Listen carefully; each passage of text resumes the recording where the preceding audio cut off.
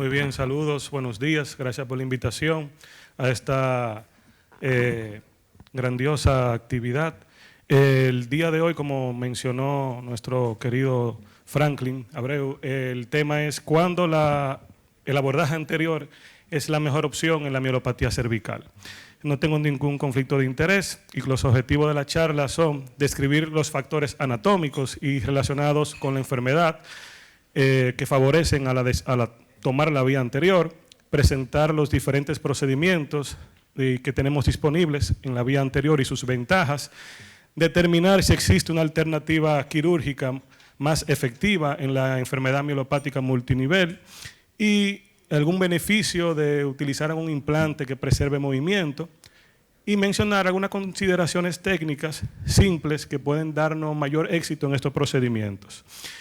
Ya hemos conversado de esto, la mielopatía cervical espondilótica, causa común de disfunción progresiva de la médula espinal en adultos, causa frecuente de indicación de cirugía actualmente, porque ya ha aumentado la expectativa de vida. Y el objetivo, como mencionaron anteriormente, es la descompresión quirúrgica y fusión y detener la progresión de los síntomas, promoviendo la recuperación funcional. Lo interesante es que a pesar de que eso se viene realizando desde los años 50, todavía no hay un consenso muy definido de cuál es la vía óptima del tratamiento de esta patología. La vía anterior, tradicionalmente conocida como la de Smith-Robinson, tiene sus ventajas porque es una vía de disección noble, no afecta tanto los planos musculares, mantiene la vía posterior intacta, por lo que tiene menos dolor postoperatorio. La descompresión directa lograda es bastante generosa y amplia, como veremos más adelante. El índice de infección es relativamente bajo, recupera la lordosis cervical, que como ustedes saben se pierde por el mismo proceso degenerativo, y la mayoría de los cirujanos de columna la preferimos en casos de hasta 3 niveles. Algunos son un poquito más generosos y pueden hacerlo hasta 4 niveles.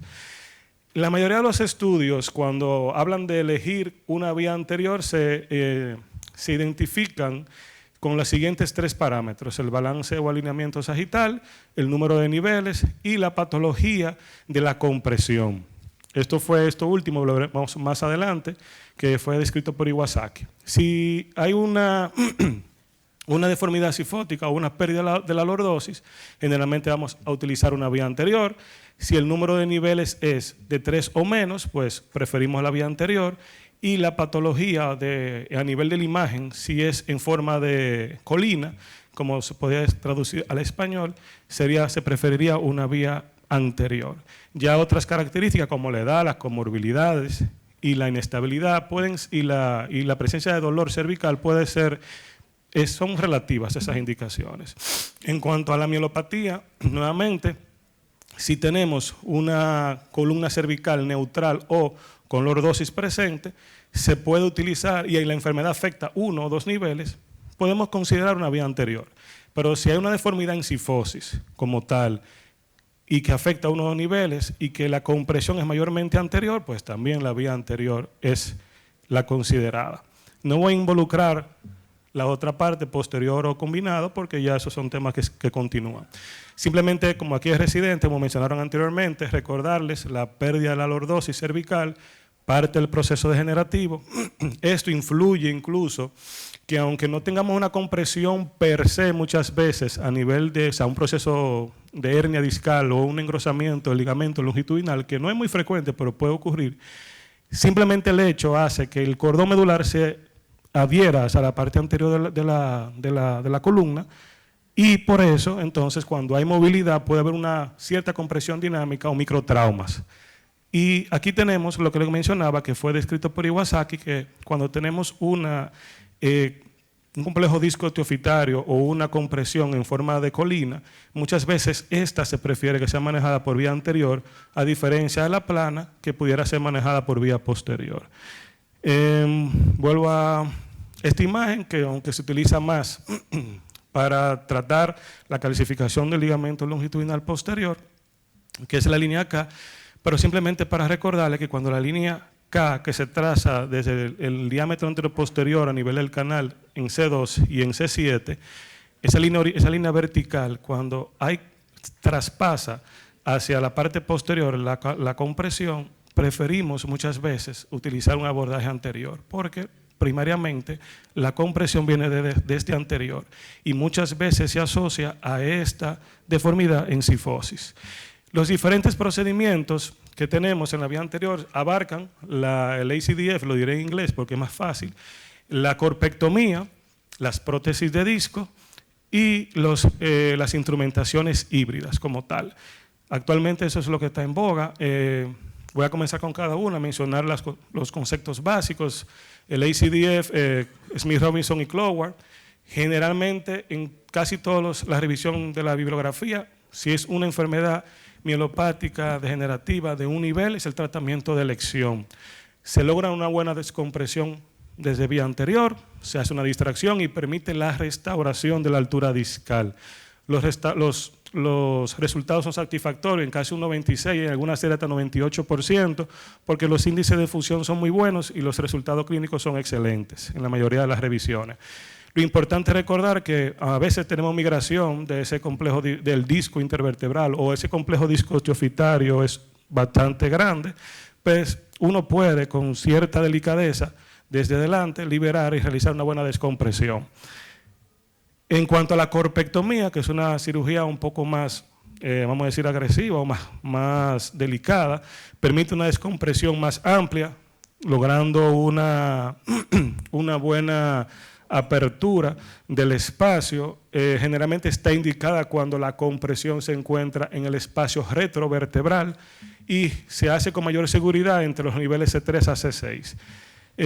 Generalmente esa reconstrucción se hace o con injerto óseo, o sea, de cresta ilíaca o de peroné, pero ustedes saben que tenemos los implantes, pues nos ayudamos con las cestas intersomáticas, las cestas cervicales y las placas. Generalmente la cirugía de corpectomía, cuando pasa de 3 niveles, se asocia a un alto índice de complicaciones y muchas veces debemos utilizar una instrumentación posterior para ayudar a la estabilidad. ¿Qué sucede cuando comparamos el ACDF, que la disectomía y fusión, con la corpectomía? En patologías de menos de 3 niveles, vamos a tener que el sangrado, el tiempo quirúrgico, el ángulo de Cobb, a nivel de la lordosis, el índice de fusión, las enfermedades del segmento adyacente y las complicaciones, si se fijan, la mayoría de esas no tienen ninguna diferencia. Básicamente, sí, donde vienen las diferencias hay diferencias en cuanto en el ACDF, tiene menos sangrado, menos tiempo quirúrgico, y la fusión no tiene tanta diferencia. Y en cuanto a la degeneración, a la presencia de enfermedades de segmento adyacente, no hay tanta diferencia. Aunque dicen que las complicaciones, la corpectomía tiene en este estudio menos, no hay ninguna diferencia entre los dos procedimientos, sí las hay. Las corpectomías se relacionan con mayor índice de complicaciones. Aquí tenemos otro estudio más adelante, que es donde menciona que los resultados funcionales son similares. Si usamos la escala de la japonesa, el NDA y los criterios de Odom, tienen escalas funcionales similares, pero el ACDF tiene menor pérdida sanguínea y menos complicaciones intraoperatorias.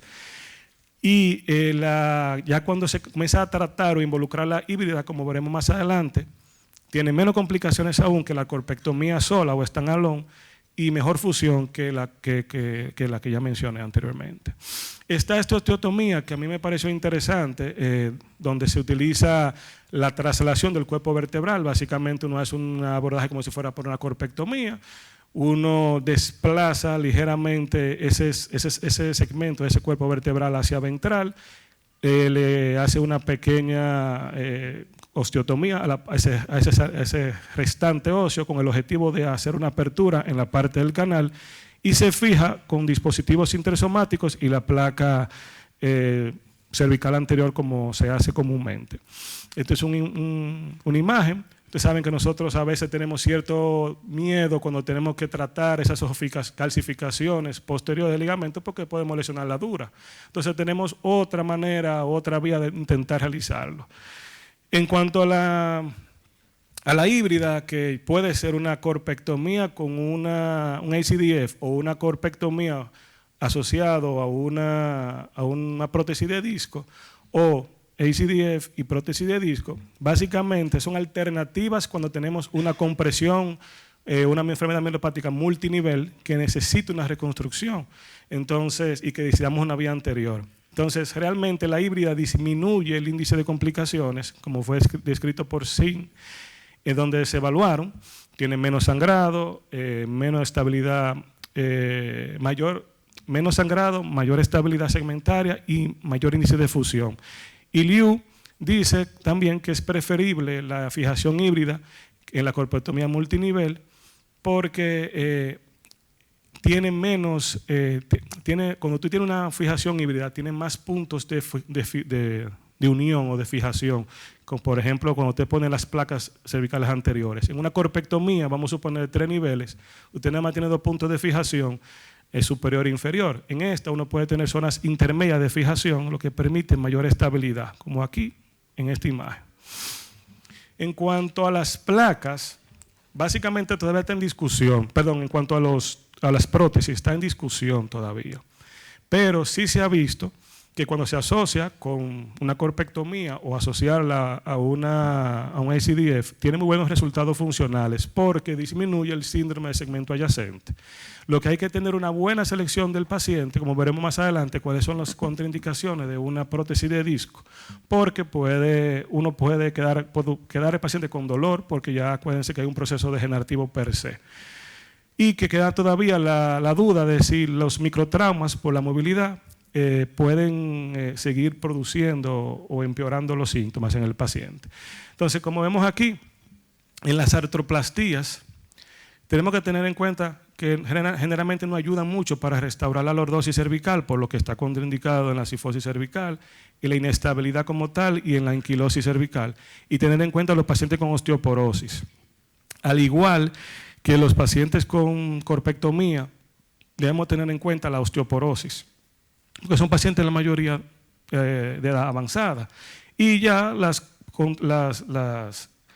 pitfalls o los asuntos, vamos a decir, que debemos tener en cuenta en cualquier procedimiento vía anterior, como por ejemplo una arteria vertebral aberrante, que ya tenga un procedimiento previo por vía anterior. Debemos tener en cuenta ese tipo de pacientes al elegir estos procedimientos. En cuanto a las consideraciones técnicas de las placas cervicales, ustedes saben que la placa cervical aumenta el índice de fusión. Realmente hay médicos que entienden que hay que utilizarla siempre. Se han utilizado las placas ancladas, las cajas cervicales ancladas con el objetivo de no tener que poner una placa cervical, pero algunos todavía tienen sus ciertos respetos, ciertas consideraciones con eso. Lo que sí dice es que las placas cervicales hay que colocarla al menos 3 milímetros del nivel por encima y por debajo, o sea, del espacio, respetando ese nivel, para para evitar el desarrollo de enfermedad discal adyacente. Y también que cuando hagamos la disección, respetar ese ligamento longitudinal común anterior, en este caso, porque uno puede a veces pasarse un poquito de más y lesionarlo, entonces ya tenemos un disco que le hicimos una iatrogenia. Dentro de las complicaciones, el 15% de las complicaciones perioperatorias en todos los procedimientos, pero ustedes saben que hay 4.4 que pueden ser tardías, que es fallo de material, la pseudoartrosis, desanclaje del injerto. Ese desanclaje del injerto se ve mucho cuando uno hace una corpectomía muy amplia, o sea, usted tiene una corpectomía de 3 niveles, hay que hacer un abordaje posterior muchas veces, o utilizar la vía híbrida. Usamos una corpectomía en un nivel, resolvemos esos 2 niveles y utilizamos un ACDF o una prótesis en el nivel superior si es necesario. Dentro de las complicaciones que ya ustedes conocen, infección de la herida, hasta un 2.3%, la enfermedad del segmento adyacente, que aunque se disminuye con el uso de las prótesis en las instrumentaciones híbridas, es un 3% por año, y la lesión de las arterias vertebrales y la disfonía, que puede ser temporal o permanente. El mensaje final realmente es que la vía anterior es efectiva en pacientes de quienes presentan compresión localizada ventralmente, o sea, un paciente que realmente tenga una pérdida especial de la lordosis cervical, pues eso es una vía que podemos utilizarla. El ACDF, las corpectomías, las instrumentaciones híbridas son seguras. Realmente ya con los instrumentales nuevos y los separadores que tenemos una manera que con herida incluso más pequeña podemos realizar esos procedimientos. Y la vía anterior realmente es más costo efectiva. Tiene menos duración del ingreso del paciente, menos sangrado, a veces con menos instrumentación se puede lograr más. Y cuando se hacen las escalas, ¿verdad que sí? Los cuestionarios de la calidad de vida del paciente, generalmente esas puntuaciones son mejores que cuando se hace un procedimiento posterior, porque los procedimientos posteriores todos saben que dan un poquito de dolor o dan más dolor cervical generalmente. Esta es parte de la revisión bibliográfica. Espero que la charla haya sido de su agrado.